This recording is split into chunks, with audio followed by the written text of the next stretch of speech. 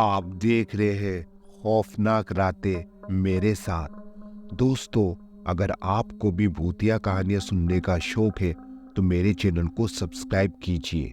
नौकरी छूटने के बाद जब मैं घर वापस आया तो कुछ तानों का सामना मुझे करना पड़ा।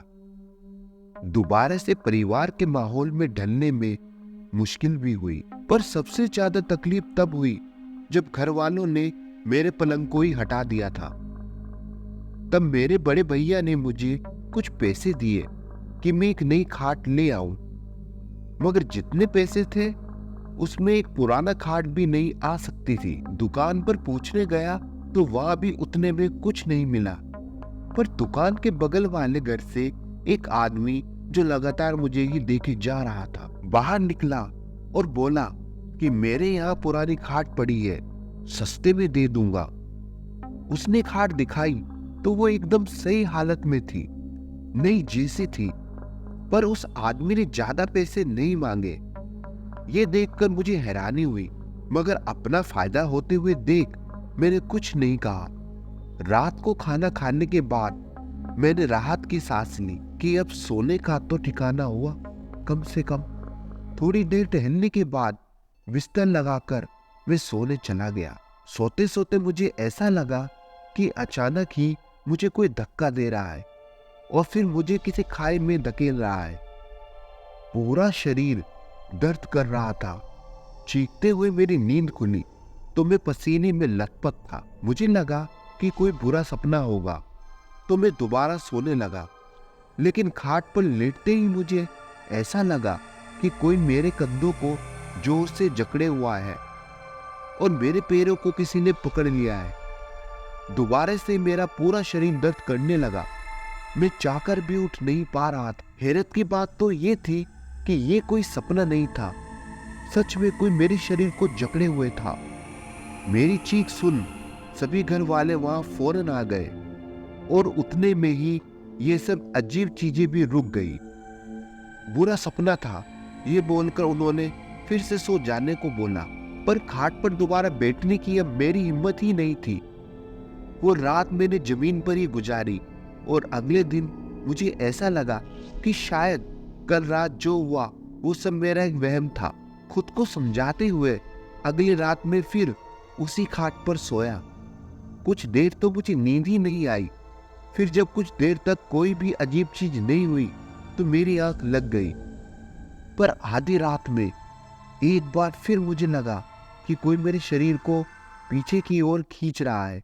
मैं आगे बढ़ ही नहीं पा रहा था क्योंकि मेरे पैरों को जैसे किसी ने जंजीरों से बांध रखा था। फिर मुझे वैसा ही शरीर को झंझोर देने वाला दर्द होने लगा। मैं चीखता इससे पहले मुझे एक आवाज सुनाई दी, एक बूढ़ी औरत की आवाज गुस्से से भरी हुई। मेरी जगह पर आखिर क्यों आए? ये मेरा बिस्तर है, निकल जाओ यहाँ से, जाओ यहाँ से। बहुत देर तक ये आवाज मेरे आसपास भटकती ही रही, फिर इतनी पास आ गई कि लगा मेरे दिमाग से ही निकल रही हो, ना कि बाहर से। शरीर के साथ साथ अब मेरा सर भी फटा जा रहा था। तब अचानक मुझे लगा कि मेरी माँ मुझे बुला रही है। उनकी आवाज से मेरी नींद ही टूट गई। मैं जब उठा तो पसीने से लथपथ था। मेरी माँ मेरे पास खड़ी थी, पर वो बुरी तरह से घबरा रही थी। जब मैंने अपने पैरों को देखा तो मेरे पैरों पर रस्सी और खरोंचों के निशान दिखे तो मैं भी चौंक उठा। मैं समझ गया था कि जो मैं महसूस कर रहा था वो कोई सपना नहीं था। सुबह होते ही मैंने उस खाट को उठाया और बाहर फेंक आया। कुछ देर बाद वो खाट वहां थी ही नहीं। जरूर ही कोई उसे उठाकर ले गया होगा। अगली रात भी मैंने जमीन पर गुजारी, लेकिन उस खाट का ख्याल मुझे सोने ही नहीं दे रहा था। थोड़ी बहुत नींद लेकर सुबह उठा तो उस खाट के साथ एक आदमी भी घर के बाहर मिला, जो कि गुस्से में भरा हुआ था। झटके, दर्द और बुरे सपने, क्या कुछ नहीं देती थी ये खाट। ये सब बोलकर वो खाट वहीं छोड़ गया। मुझे इतना तो समझ आ गया था कि ये मेरा वहम नहीं है और इस खाट में वाकई कुछ गड़बड़ है। मैं उस खाट को अंदर ले गया और दोबारा उस पर सोने का सोचा, ताकि पता कर सकूं कि आखिर वो आवाज किस बूढ़ी औरत की थी। लेकिन ये मेरी जिंदगी की सबसे बड़ी गलती थी। इस बार न शरीर में दर्द हुआ और ना ही झटके लगे और जल्द ही नींद भी आ गई। पर थोड़ी ही देर में उस औरत की आवाज फिर आई। वे चिल्लाते हुए बोली, फिर आ गए? आखिर क्यों मुझे चैन से सोने नहीं देते? ये मेरी सोने की जगह है, जाओ यहाँ से। ये सुनते ही मेरे शरीर में दर्द होने लगा।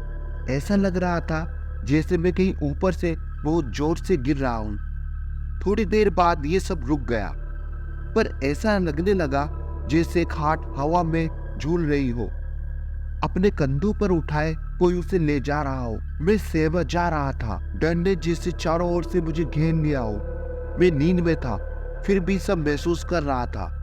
अचानक मेरी सांसें घुटने लगी।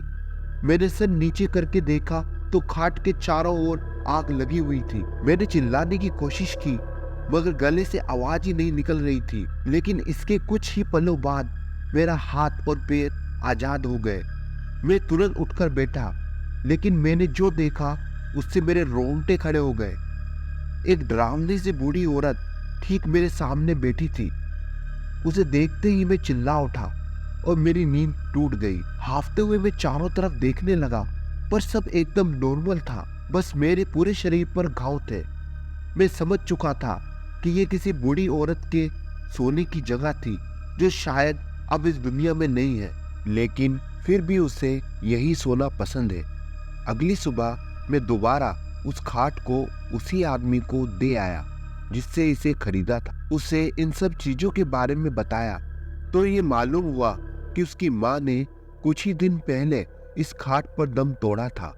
उसके बाद से वो खाट उसने अपने कमरे में ही खाली पड़ी रहने दी, ताकि उसकी माँ अब चैन से सो सके।